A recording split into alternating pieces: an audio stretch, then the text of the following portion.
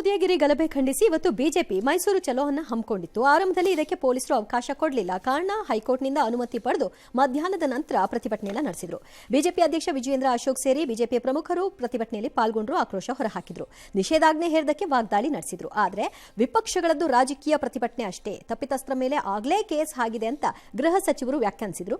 ಇನ್ನು ಪ್ರಚೋದನಕಾರಿ ಭಾಷಣ ಆರೋಪದ ಮೇರೆಗೆ ತಮ್ಮ ವಿರುದ್ಧ ಕೇಸ್ ದಾಖಲಾಗಿದ್ದಕ್ಕೆ ಮಾಜಿ ಸಂಸದ ಪ್ರತಾಪ್ ಸಿಂಹ ಗರಂ ಆಗಿದ್ದಾರೆ. ಏನ್ ಬೇಕಾದರೂ ಮಾಡಿ ಅನ್ನೋ ಒಂದು ಸ್ಲೋಗನ್ ಅನ್ನ ಕಾಂಗ್ರೆಸ್ ಅವರು ಇಟ್ಕೊಂಡಿದ್ದಾರೆ. ರಾಜ್ಯದಲ್ಲಿರುವಂಥ ಸರ್ಕಾರ ವೋಟ್ಗೋಸ್ಕರ ಮುಸ್ಲಿಮರನ್ನ ಓಲೈಕೆ ಮಾಡುವಂಥ ಸರ್ಕಾರ. ಇದು ಕಿತ್ತೋಗಿಯವರೆಗೂ ಈ ರಾಜ್ಯಕ್ಕೆ ಕಾನೂನು ಸುವ್ಯವಸ್ಥೆ ಅನ್ನೋದು ಕಳೆದೋಗಿದೆ. ಅದೊಂಥರ ಕಟ್ಟಿಟ್ಟ ಬುತ್ತಿ. ಇವ್ರು ಬಂದರೆ ಈ ಥರ ಆಗುತ್ತೆ ಅಂತ.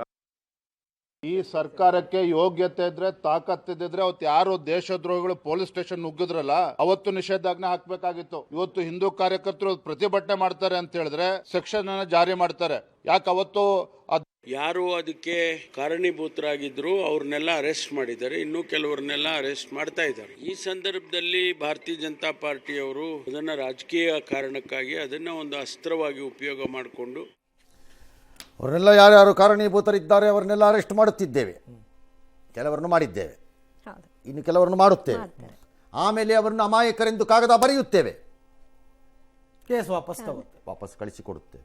ಒಂದು ವೇಳೆ ಯಾರಾದರೂ ಅವರಿಗೆ ತೊಂದರೆ ಕೊಟ್ಟಿದ್ದರೆ ಅವರಿಗೆ ಏನೇನು ಸಾಧ್ಯವೋ ಆ ಶಿಕ್ಷೆಗಳನ್ನು ಕೊಡುತ್ತೇವೆ. ಲೈಕ್ MLA ಆಗಿದ್ದರೆ ಟಿಕೆಟ್ ಕೊಡಲ್ಲ, ಆಫೀಸರ್ ಆದರೆ ಪೋಸ್ಟಿಂಗ್ ಕೊಡಲ್ಲ, ಇನ್ಕ್ರಿಮೆಂಟ್ ಕಟ್ಟೋ ಇವೆಲ್ಲ ಮಾಡ್ಕೋತೀವಿ. ಡೋಂಟ್ ವರಿ ಫ್ರೆಂಡ್ಸ್ ಅಂತ ಹೇಳ್ತೀವಿ. ಐ ರಿಪೀಟ್, ಇಂತಹ ಪೊಲೀಸ್ ಠಾಣೆ ಮೇಲೆ ಮತ್ತು ಪೊಲೀಸರ ಮೇಲೆ ವ್ಯವಸ್ಥಿತವಾಗಿ ದಾಳಿ ಮಾಡೋದೆಲ್ಲ ಕಾನೂನಿನ ಕುಕೃತ್ಯಗಳು. ಅವುಗಳನ್ನು ನೀವು ಎನ್ಕರೇಜ್ ಮಾಡಿಕೊಂಡು ಹೋದರೆ you will head into ಅನಾಗರಿಕ ಸರ್ಕಾರ ಮತ್ತು ಆನಾರ್ಕಿಗೆ ಹೋಗ್ತೀರಿ. ನೆನಪಿಟ್ಕೊಳ್ಳಿ, ಪರಮೇಶ್ವರ್ ಆ್ಯಂಡ್ ಟೀಮ್, ಡಾಕ್ಟ್ರು ಜ್ಞಾಪಕ ಇಟ್ಕೊಳ್ಳಿ, ಆನಾರ್ಕಿಗೆ ಹೋಗ್ತೀರಿ. ಭಾಳ ಡೇಂಜರಸ್ಸು ರೌಡಿಗಳನ್ನು ಬೆಂಗಳೂರು ಮಹಾನಗರದಲ್ಲಿ ಕೆಲವು ಸಂದರ್ಭಗಳಲ್ಲಿ ಕೆಲವು ರೌಡಿಗಳಿಗೆ ತಲೆ ಎತ್ತಿ ಎದೆ ಉಬ್ಬಿಸಿ ಗುಂಡಿ ಬಿಚ್ಚಿಕೊಂಡು ಓಡಾಡಲು ಅವಕಾಶ ಕೊಟ್ಟಿದ್ದಕ್ಕೆ ಬೆಂಗಳೂರು ಏನು ಅನುಭವಿಸಿದೆ ಅಂತ ನಾವು ನೋಡಿದ್ದೀವಿ.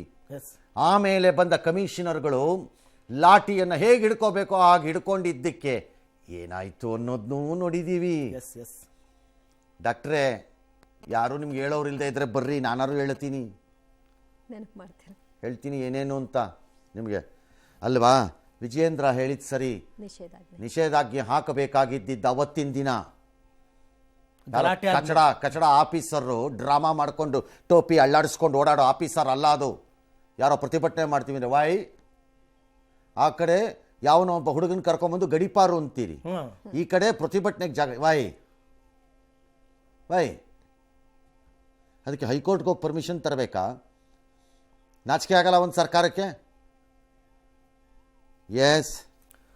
ಓಕೆ, ಬಿಜೆಪಿ ವಿರೋಧದ ನಡುವೆನೇ ಗ್ರೇಟರ್ ಪ್ರತಾಪ್ ಸಿಂಹನೂ ಅಷ್ಟೇ, ಸುಮ್ಮನೆ ಸೋತೋದ್ಮೇಲೆ ಟಿಕೆಟ್ ತಪ್ಪಿಸ್ಬಿಟ್ಟಿದ್ದಾರೆ ಅಂತ ಅಂದ್ಕೊಂಡು ಮುನಿಸ್ಕೊಂಡು ಎಲ್ಲೆಲ್ಲ ಓಡಾಡೋದು ಮಾಡೋದು ಏನೇನೋ ಮಾಡ್ತಾರೆ. ಸುಮ್ಮನೆ ಅದೊಂದು ಕಾಂಕ್ರೀಟಾಗಿ ಇಂಥದ್ದೊಂದು ಕೆಲಸ ಮಾಡ್ರಿ, ಒಂದು ಸಂಘಟನೆ ಕಟ್ಟ್ರಿ ಹೊಸದು. ಅಲ್ಲಿ ಬರೀ ಇದೇ ಕೆಲಸ.